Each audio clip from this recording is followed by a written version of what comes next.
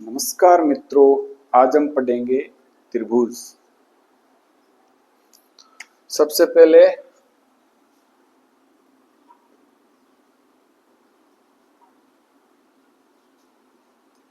त्रिभुज की परिभाषा, त्रिभुज कहते किसे हैं, इसके बारे में हम पढ़ेंगे। त्रिभुज का मतलब होता है तीन भुजाओं से घिरी बंधाकृति। जैसे मैंने तीन भुजाएं दे दी, ये क्या ये त्रिभुज है? ये त्रिभुज नहीं है। जब तक तीनों भुजा आपस में मिली हुई नहीं हो और एक बंध आकृति का निर्माण नहीं करती हो, तब तक यह त्रिभुज नहीं है। ठीक है, तीन भुजाओं से घिरी बंध आकृति को त्रिभुज कहते हैं। त्रिभुज का विभाजन हम दो आधार पर करते हैं। पहला आधार है भुजा, दूसरा आधार है कोण। भुजा के आधार पर त्रिभुज तीन प्रकार के होते हैं।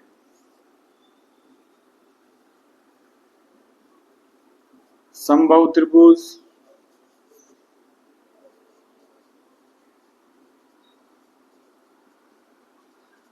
समद्विबाहु त्रिभुज,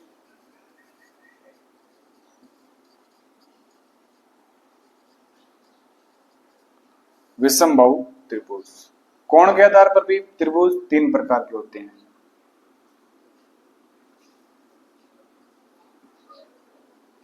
न्यून कोण त्रिभुज, समकोण त्रिभुज, अधिक कोण त्रिभुज। अब हम इन सब की विशेषताएं पढ़ेंगे। सबसे पहले है भुजा के आधार पर समबाहु त्रिभुज। समबाहु त्रिभुज का मतलब होता है ऐसा त्रिभुज जिसकी तीनों भुजाएं समान हो, मतलब लंबाई में तीनों भुजाएं समान हो। सम का अर्थ होता है समान, बाहु का अर्थ होता है भुजा, मतलब इनकी ये तीन भुजाएं हैं जो ए बी सी और ए सी, ये तीनों ही लंबाई में समान है। अगर ये 5 सेंटीमीटर है तो ये भी 5 सेंटीमीटर है और ये भी 5 सेंटीमीटर है। ऐसा त्रिभुज समबाहु त्रिभुज कहलाता है। अगर इसकी तीनों भुजाएं समान है तो तीनों कोणों का मान भी समान होगा और वो तीनों कोण होंगे 60 डिग्री के। ऐसा क्यों होता है? त्रिभुज के तीनों कोणों का योग, मतलब तीनों कोणों का मान 60 डिग्री क्यों होता है? क्योंकि त्रिभुज में तीनों कोणों का योग 180 डिग्री होता है और इसके तीनों कोण समान है, तो इसको हम 3 से भाग दे देंगे तो एक कोण आ जाएगा 60 डिग्री का। इसलिए त्रिभुज का प्रत्येक कोण 60 डिग्री का होता है। कौन से त्रिभुज का? समबाहु त्रिभुज का। ठीक है, अब हम पढ़ेंगे समद्विबाहु त्रिभुज की कैटेगरी। समद्विबाहु त्रिभुज मतलब ऐसा त्रिभुज जिसकी दो भुजाएं समान हो, एक भुजा असमान हो। ठीक है, सेम चीजें यहां पे अप्लाई होगी। इसमें दो कोण समान होंगे, एक कोण असमान होगा।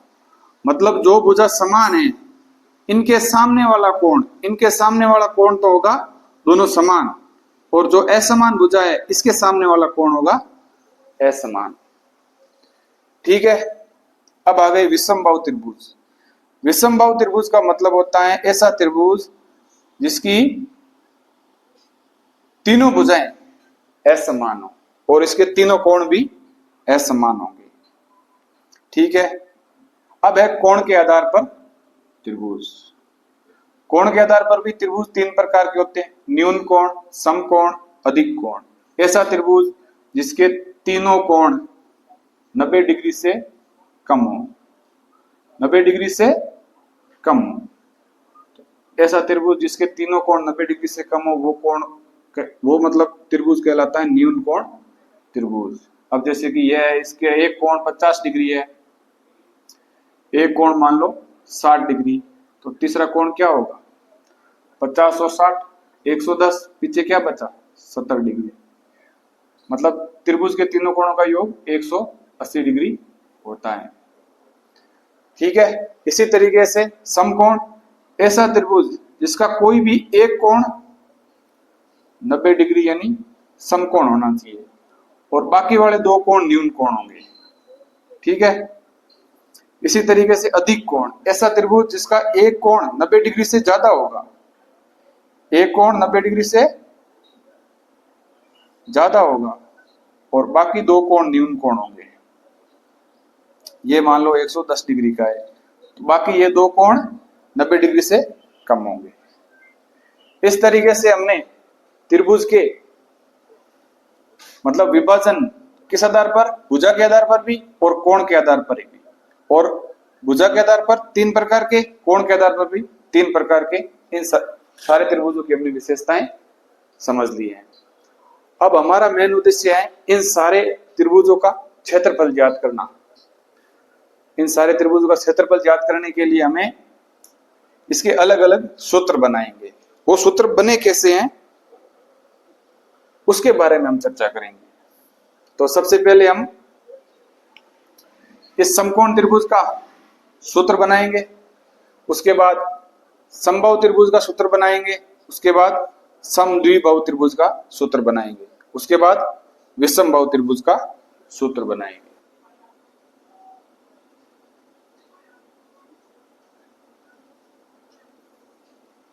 समकोण त्रिभुज,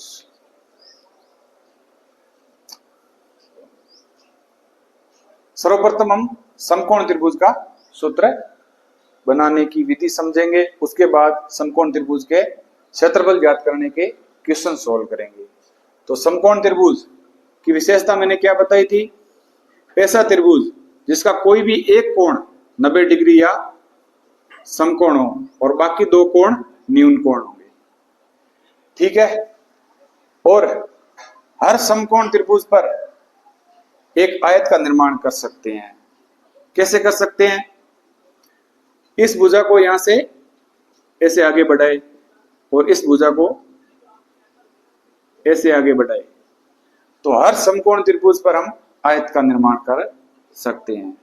इसका मतलब यह हुआ, अगर इस समकोण त्रिभुज की ये लंबाई है और ये समकोण त्रिभुज की ये लंबाई है, ये ऊंचाई मान लो, चौड़ाई मान लो, कुछ भी मान सकते हो। ठीक है, ये इसकी ऊंचाई है। तो जो हम आगे बढ़ेगी भुजा है, तो ये लंबाई और ये लंबाई समान रह जाएगी। ये ऊंचाई या चौड़ाई, ये ऊंचाई या चौड़ाई भी समान हो जाएगी। इसका मतलब ये एक आयत बना है, आयत का आधा होता है एक समकोण त्रिभुज का क्षेत्रफल। मतलब इस पूरे आयत का क्षेत्रफल निकालो और उसमें 2 का भाग दो, तो इस समकोण त्रिभुज का क्षेत्रफल आ जाता है। तो हमें सबसे पहले आयत का क्षेत्रफल ज्ञात करने का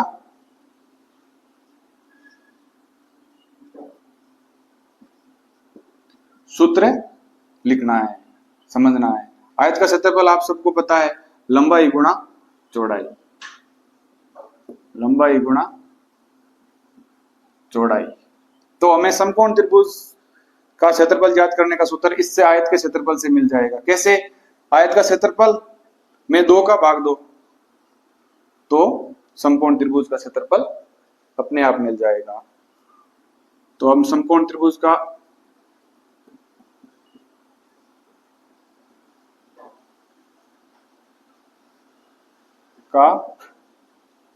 क्षेत्रफल बराबर इस लंबाई गुणा चौड़ाई में 2 का भाग दो, तो आपका 1/2 लंबाई गुणा चौड़ाई, मतलब लंबाई गुणा चौड़ाई में 2 का हमने भाग दे दिया। ठीक है, मतलब लंबाई गुणा चौड़ाई जो आयत का क्षेत्रफल है, आयत के क्षेत्रफल का आधा कर दिया, तो समकोण त्रिभुज का, एक समकोण त्रिभुज का क्षेत्रफल आ गया। तो इस दूसरे समकोण का त्रिभुज का क्षेत्रफल भी इसके समान है। ठीक है।